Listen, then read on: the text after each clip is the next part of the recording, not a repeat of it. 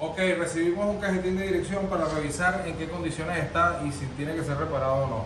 Vamos a destaparlo. Primero retiramos el cable del sensor de torque. Luego tenemos que aflojar todos los tornillos 8 milímetros que conseguimos acá. Este cliente viene de otro taller que supuestamente repararon esta cremallera o esta caja de dirección. Tenemos que abrirlo por completo y vamos a ver qué nos conseguimos allá en la parte de adentro.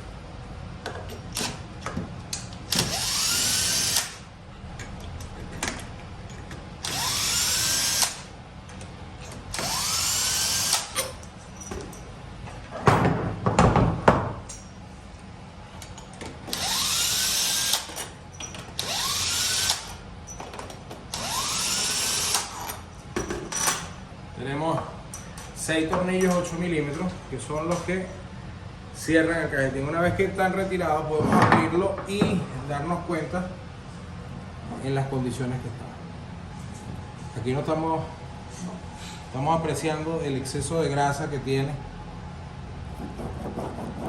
y si perciben el sonido que tiene. Vamos a desarmar, vamos a quitar el módulo para poder acceder a lo que es el rodamiento como tal.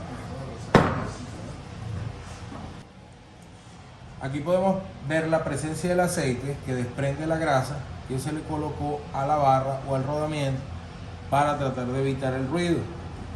Pero una vez que este rodamiento internamente está dañado, ya ahí no hay nada que hacer, hay que reemplazarlo.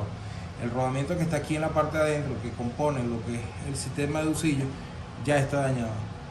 Ese es el sonido que se percibe ahí, pero lo más grave aquí no es el rodamiento, lo más grave es que la correa, siendo goma, ya está impregnada de aceite y esto en cualquier momento puede dañarse, puede quebrarse o puede partirse. Y ahí es donde viene el problema. Esta camioneta no está bloqueada, o sea, el módulo no está desactivado, pero en cualquier momento se iba a reventar la banda por el exceso de grasa que le colocaron, manchó o llegó a la banda y esta banda hay que cambiarla. Esto es grasa y parece que tuviera valvulina, aceite de caja de transmisiones manuales.